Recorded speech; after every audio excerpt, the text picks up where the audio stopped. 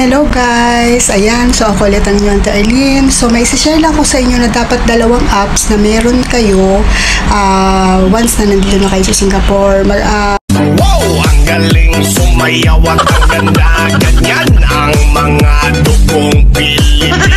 Mas kailangan to ng mga baguhan kasi sila talaga yung nangangailangan ng guidance. So yun, pagdating sa batas dito, kasi syempre pagka baguhan tayo, mangangapa pa talaga tayo sa rules and regulations at saka sa rights natin, especially sa rights natin kung ano ba talaga ang mga tama about sa ating pahinga, sa ating day off, sa number of hours ng tulog natin, sa pagkain na meron tayo, yung ganun.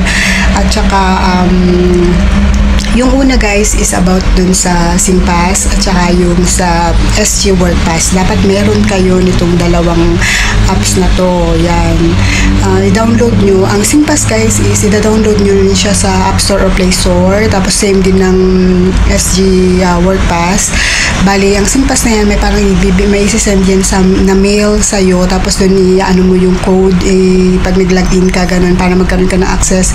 Yan guys, is itatakald ko sa inyo kung ano yung use ng mga to, kung bakit ko pinapa-download sa inyo para maging gamay kayo or maging aware kayo dito sa ano ng Singapore. Kasi syempre pag hindi nyo, kasi ito yung problema ng mga baguhan, kaya madali silang mag-give up, madali silang parang ma-stress or maano kasi hindi nila gamay kung ano yung batas dito or kung ano ba talaga ang rights natin.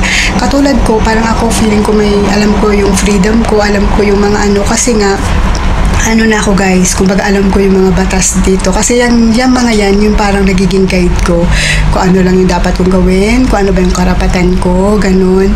So, at saka nandyan, dito sa SG Work Pass talaga, nandyan nakapaloob lahat ng mga kailangan mong, mga basic na dapat na kailangan mo talaga as a worker dito. So, nandyan nakalagay dyan yung mga organization na dapat mong tawagan. So, kahit wala nang nakasave sa phone mo, or wala nang nakasulat dyan sa papel or kung saan, or wala kang copy ng MOM, meron yan sila dyan na i-dial mo lang yung pumunta ka lang sa SG Work Pass mo, tingnan mo lang yung resources mo, i-ano mo lang yan, i-click mo lang yun, tapos yun, maano mo na, makakaroon ka na ng access dun sa MOM.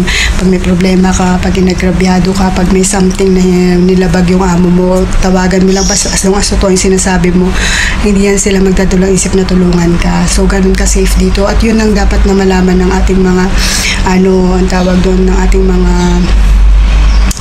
kapwa Pilipino. Minsan parang tatakutin pa tayo ng ating mga amo na I will send you back. Hindi sila basta-basta makaganyan. Pag naisumbong nyo yan sa MOM, mapaparusahan sila, magkakaroon ng multa. So yun, kaya dapat aware ka sa mga rights natin. So nakapaloob yun doon at i-explain ko yun sa inyo isa-isa para maintindihan nyo. Pero mag-download din kayo nun guys para meron kayong reference, para pag may free time kayo, lalo kung baguhan kayo, basahin nyo isa-isa kasi may mga guide doon kung paano yung pag-aalaga ng baby, disabled, may disability, at saka yung mga elderly, ano bang tamang pahinga, ano bang lahat yun nandoon, may guide kayo. So hindi kayo mangangapan ano bang tama, ano bang walang tumutulong kahit wala kayong makakilala dito, as long as alam nyo yung kasi yan sa na yan, sa Minister of Manpower na talaga na yan. So batas na nila yan dito. So hindi yan parang saying lang na sabi ni ganito, sabi ni ganun. So maniniwala ka talaga na talagang totoo yun kasi nasa batas na nila yun.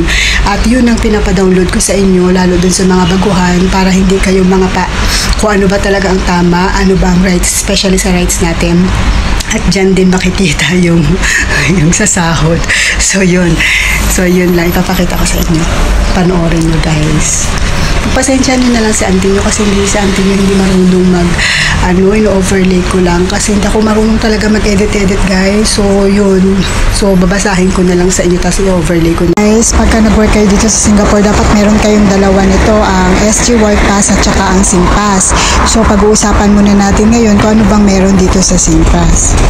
So ayan, bubuksan natin ang SingPass. Ang makikita natin dito guys ay yung parang virtual card natin.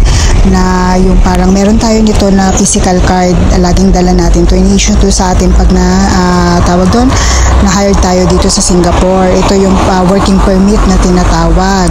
So yun, dapat meron tayo nito guys.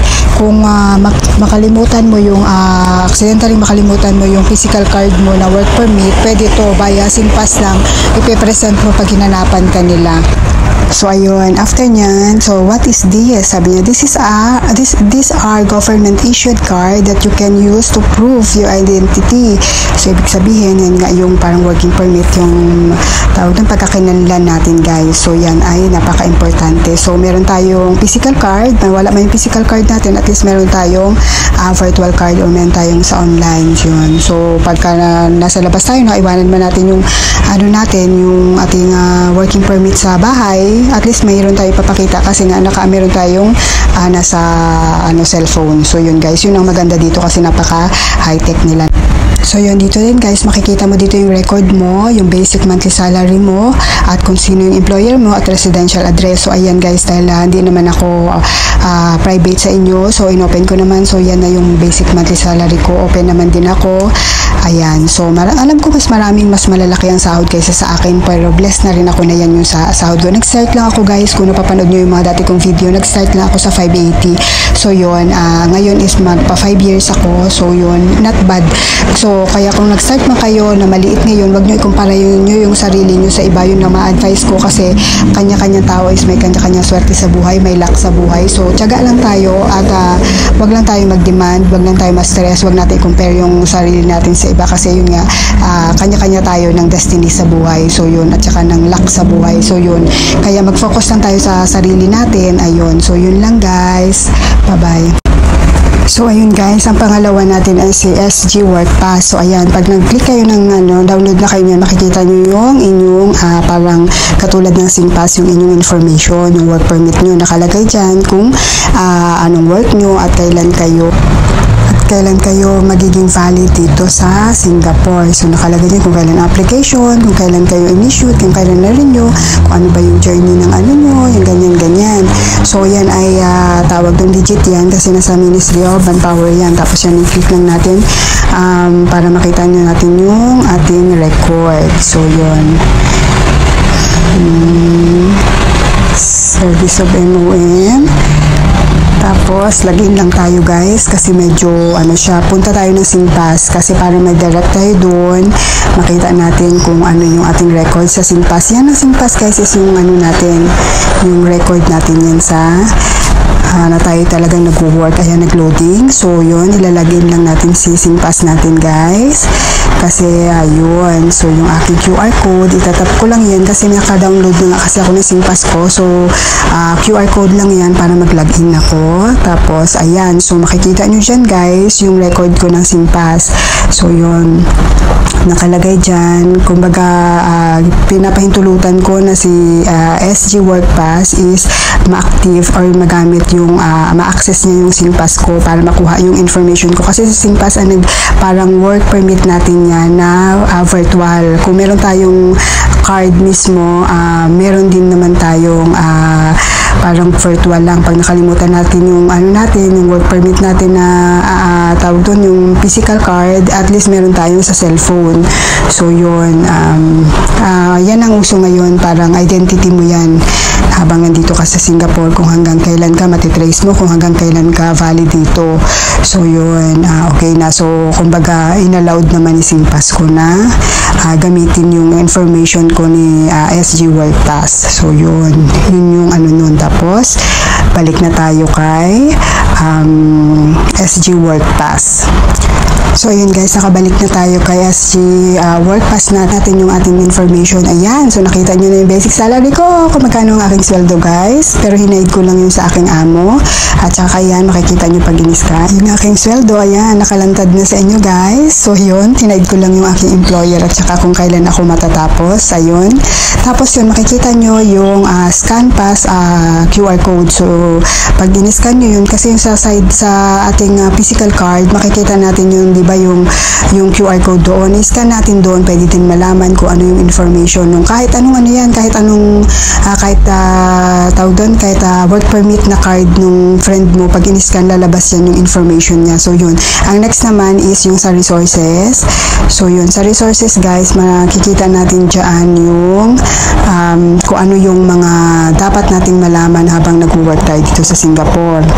Kaya dapat maging aware din tayo sa mga bagay-bagay. Ay, hindi pala sa ano pala muna, sa Get Help muna tayo. Ayan, so nakalagay dyan yung kung ano yung mga contact so, tingnan nyo, nandyan yung information ni MOM. Tapos yung mga NGO hotlines natin, na yung sa CDE at saka sa FAST. Kasi sila talaga yung pinaka-active na parang katuwang ng MOM yan.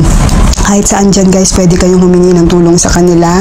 Pagka kayo ay inabuso, pagtingin nyo na ano na yung karapatan nyo or yung may nalabag yung amo nyo about sa pag-work nyo sa kanila, or tingin nyo natitreten kayo, tinitreten nila kayo or something, so yun, pwede kayong tumawag. So hindi nyo na kailangan ilagay pa sa phone book yan, nakalagay na yan dyan sa SG Work Pass nyo. So lahat ng mga gusto nyo itanong, gusto nyo malaman is pwede kayong tumawag sa MOM. Basta totoo lang yung sinasabi nyo guys ha, kasi interviewin kayo nyan kung ano yung about dun sa kinukomplain nyo or sa tawag dun sa about sa inyong gustong malaman or gustong ipahatid sa kanila. So yun, kaya maganda ang policy nila dito guys, kasi via cellphone mo lang, kahit hindi mo na yan i-phone book, talagang na meron talaga silang information na pwede nyong tawagan anytime.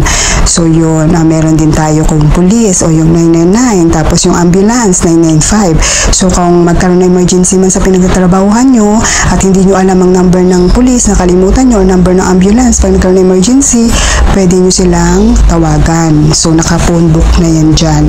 So hindi na kayo magkakamali na, ay ano ba yun, saan ba ako, sino ba nalapitan ko, hindi ko makontak yung amo ko, nagkaroon ng aksidente dito, nagkaroon ng ganitong pangyayari. So alam nyo kung sino yung dapat kontakin. So sa resources naman tayo guys, Get Help pala yung kanina. So, nakalagay dyan yung ating about sa salary, scams, working safely, health, living conditions, Singapore laws. So, ayun yung mga itatakel. So, isa-isahin natin guys. Yung about sa salary, yung non-payment of salary, salary deduction, salary safekeeping, rest day payment, remittance guides. So, loans, yun. So, katulad niyan, yung sa non-payment of salary, nakalagay dyan. Yung pwede nyong basahin guys, kung ano bang meron dyan, nakakapaloob. Tapos yun nga, kung ano yung about sa salary natin.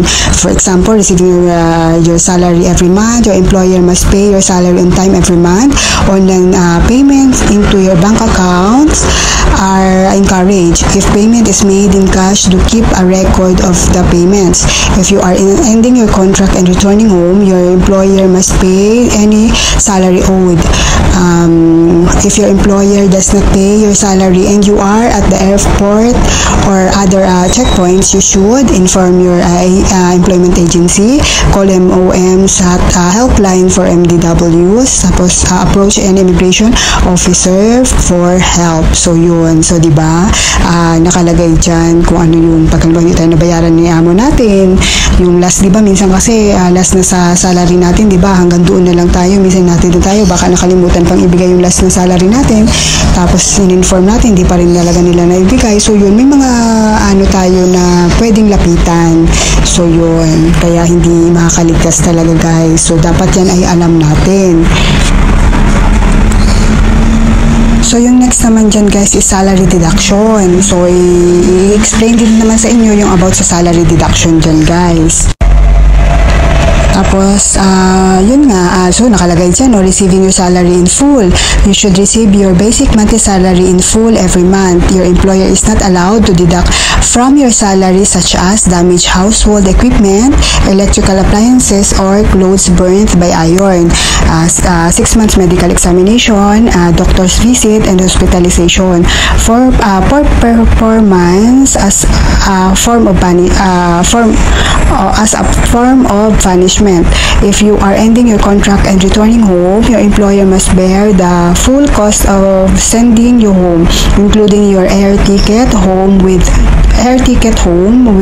check-in luggage. The cost of the air ticket should not be deducted from your salary. So yun guys ha, malinaw na nakalagay dyan na Sorry, may nag-doorbell. So yun guys. So maraming mga nakapaloob dito guys. Kayo na lang yung mag-check. So yun.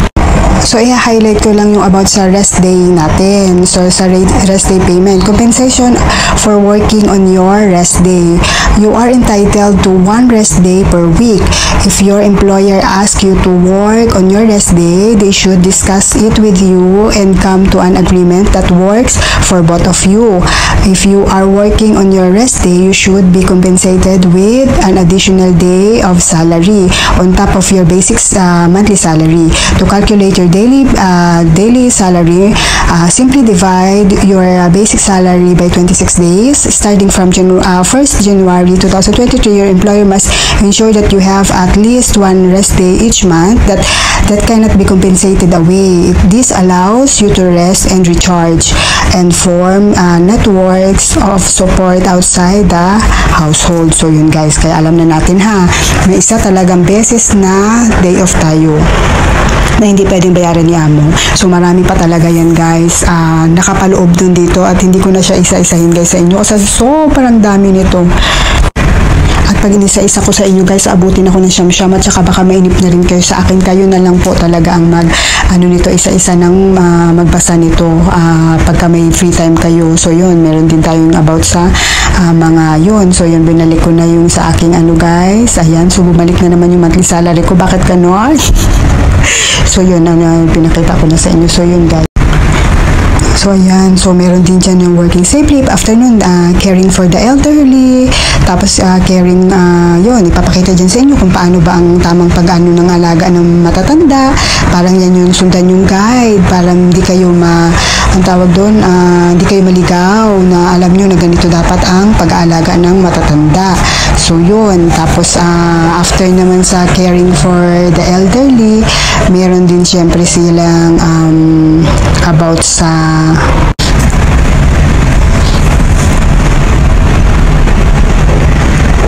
so yun, after ayun sa caring for children naman, kung paano bang tama pag-aalaga ng bata. So yun, din nila yan, mayroon ding parang pattern o may guide ka para hindi ka tawag doon, para mas mapadali sa'yo kung ano yung tamang pag-aalaga sa kanila. So yun, parang yan yung guide mo. Kaya kung halimbawa nag-aalaga ka ng bata or baby, at least meron kang idea kung paano.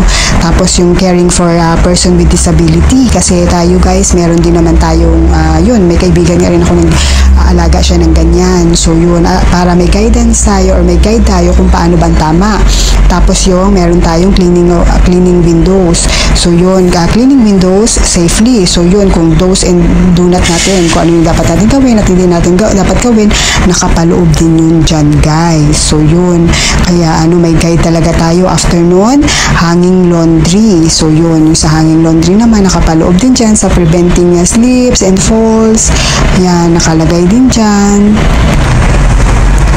So yun, tapos yun yung sa preventing slips and falls, and then preventing dengue. So yun, kasi nga syempre mahalaga din na tayo pagdating sa health natin. So ayun, nakalagay nga dyan kasi syempre mahalaga guys yung ating health kasi baka mamaya magkasakit tayo dahil dyan sa dengue na yan. So yun, kaya problema, kaya inaan nila kasi ang Singapore guys is mapuno talaga. So yun, kaya nag-iwas tayo sa mga dengue. So yun. So after nyan, so yun, sa healthy habits, ayan. So paano yung healthy habits to manage stress. So yun, meron din tayo dyan kung paano, basahin nyo na lang yan. Tapos, after nyan, connecting with the other for yun. So kung sino yung talking to someone. Tapos yung rest when you're feeling unwell, kung ano yung dapat natin gawin. So yun, after nun, yan, yung managing workload.